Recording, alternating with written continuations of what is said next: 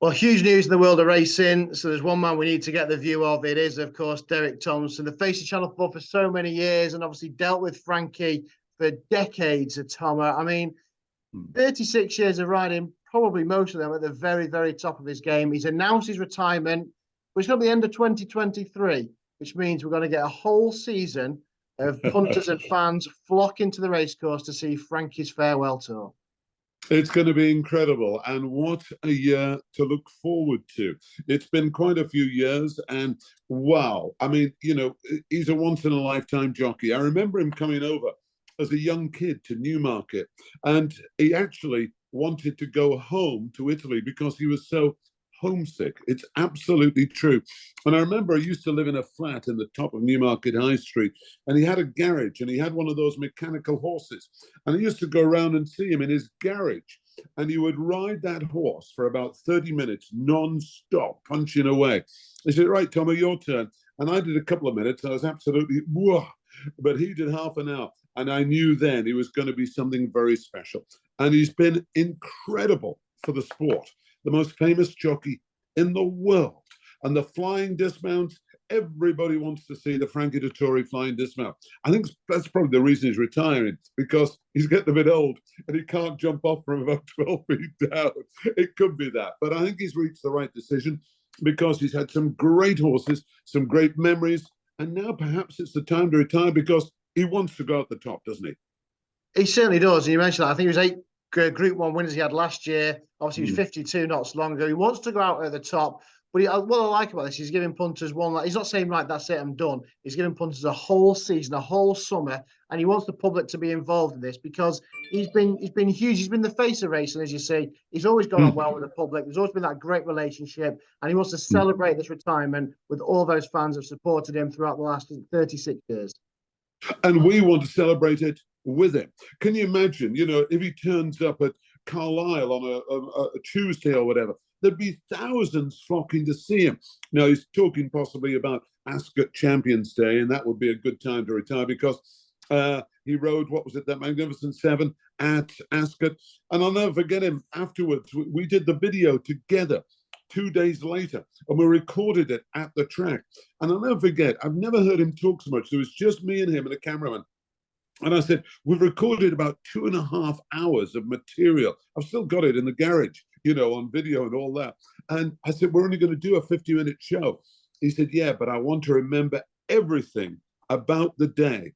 And when I'm old, sitting in front of the fire with my grandchildren, I might not remember it because that's why I want to say it. And you remember that Magnificent Seven. He's the only man who could ever have done that. It was the greatest days racing. And I remember him winning the 2000 Dubai World Cup on a horse called Dubai Millennium. Wow. I was lucky enough to commentate on it. And there was a young man, a young Italian kid, couldn't speak English when he came over, learned it, you know, has 5 children, lived in Newmarket, very proud dad, great man, great jockey. And I think he's reached the stage where he's about to retire at the right time because we want to remember him as number one. I think legend is a term that is bandied around quite loosely in some times, but I think in terms of racing, there's one right behind me right now, AP McCoy, of course. We lost one not so long ago, of course, in the late, great Lester Piggott. He's got to be mentioned in that echelon, hasn't he? Oh, without a doubt. You know, Lester was incredible. AP McCoy, wow, what a guy, and totally dedicated. Frankie had a bit more about him, didn't he? He was, you know, a bit gregarious, you know, a few stories when we were playing golf together. You know, we would joke and, you know, I would bump into his car from behind and he'd get really annoyed and I'd keep doing it, you know, and things like that. There was something about him. But the thing about him is, he has been an absolutely outstanding horseman, a great jockey. His mum used to be a trapeze artist, and that's where he got the idea from to jump off the horse, because she used to jump off the horse in the fairground, and that's where it came from. And of course, his dad, Gianfranco, was a superb jockey. You know, was the champion jockey of Italy many times, won the classic races here in the UK, and he inherited all that, put it together, and it's been the most incredible story of all time. And of course, it's had plenty of ups, but it's had plenty of downs. Remember that plane crash? And Ray Cochran had to drag him out of a burning plane. If Ray hadn't gone back into that plane to drag Frankie out because Frankie was stuck, he would not have been here today to announce his retirement. So it's an incredible story, and we've been lucky enough to witness it.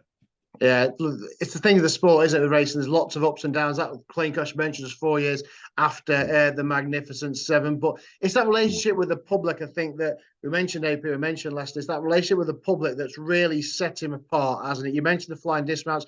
Whenever he rides a winner, a big race winner, they are 6, 7, 8 deep at the winner's enclosure just to watch his flying dismount. And of course, remember the greats that he's been associated with, and of course, most notably Enable, I think, in recent years, but go back to all those greats for Godolphin, Mark of Esteem, et al. Back in the 90s. I mean, he's been at the top for 30 odd years and he's going out at the top.